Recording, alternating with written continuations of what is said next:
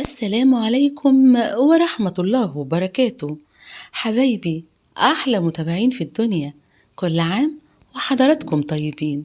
أخيرا هعمل تغييرات في المطبخ، هي بسيطة بس مش مشكلة.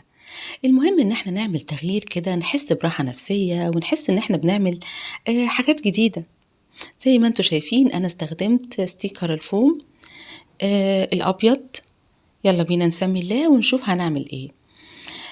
الحقيقة ان انا اخترت الابيض، كنت ناوية اجيب الوان تانية بس بصراحة لان مطبخي صغير حسيت ان اللون الابيض انسب كتير، هيديني براحة ووسع في المطبخ. كمان تقريبا انا عملت يعني 90% من المطبخ، لاني ما كنتش عايزة اعمل مجرد شكل كده اصور فيه، انا كنت عايزة اعمل حاجة ارتاح فيها انا نفسيا.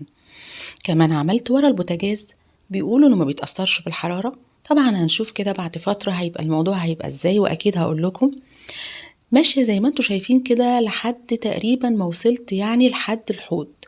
كنت قلقانة من فكرة المية، لكن بصراحة لما نشفته وركبت الستيكر مفيش أي مشكلة خالص. بستعمله عادي جدا، مفيش فيه أي مشكلة. هو سهل جدا وتركيبه سهل جدا، تقدري تعمليه بإيديكي، وإذا حتى وانتي بتستخدميه أي قطعة اتقطعت منك تقدري ببساطة جدا تصلحيها. دلوقتي بقى جينا للاكسسوارات واللي ما كنتش مستعدة ليها بالمرة، لكن جاتني الفكرة دي. ده بوكس من البوكسات اللي كانت موجودة عندي أو العلب اللي كانت موجودة عندي. فاخترت منها العلبة دي عاملة كده زي وحدة الأرفف. لقيت شكلها لطيف جدا، فقررت ان انا اعمل فيها شوية اكسسوارات. بصراحة برضو ما كانش عندي حاجات صغيرة مناسبة، لكن كان عندي المغناطيس بتاع التلاجة. طبعا احنا جبنا حاجات رمضان فنقدر نستغنى عن ده. وقفت قدامي مشكلة انه كانت بتقع، فعملت لها ستاند صغير كده من الكرتون، لزقته بالشمع، فبقت ثابتة وبقى شكلها لطيف جدا زي ما هتشوفوا معايا كده. وزي ما انتوا شايفين كده انا بدأت بقى اوزعهم في يعني كأنهم ارفف كده. كان عندي واحدة منهم بيبي بلو وعندي واحدة بينك. بجد شكلهم طلع لطيف قوي في الاخر. القطعة دي كمان كانت برضو مغناطيس للتلاجة، بس كان يعني ليها قاعدة فمفيش فيها مشكلة.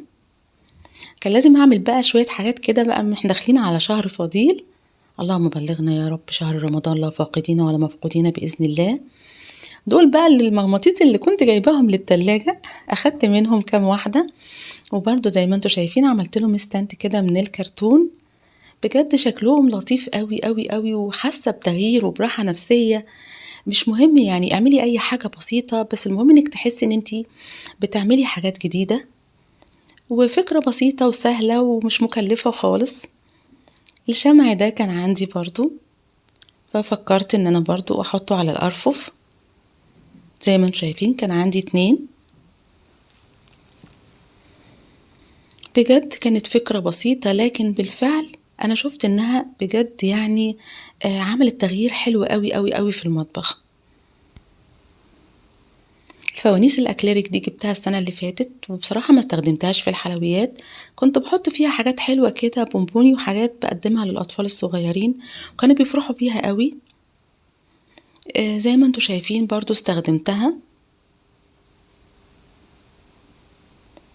الاتنين دول لونهم كده يعني لونهم فوشيا، بس بجد لونهم حلو قوي.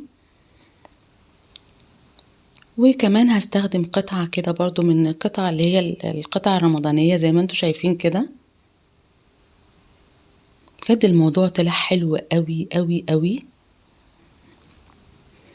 حابة اعرف رأيكم ايه، وطبعا ما تنسونيش بلايكاتكم الجميلة اذا كنتوا وصلتوا معايا لحد الوقت ده من الفيديو. بجد بتمنى الفيديو يعجبكم.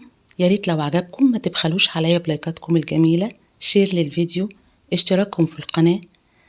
كل عام وحضراتكم طيبين وبألف خير، واللهم بلغنا رمضان شهر رمضان لا فاقدين ولا مفقودين بإذن الله.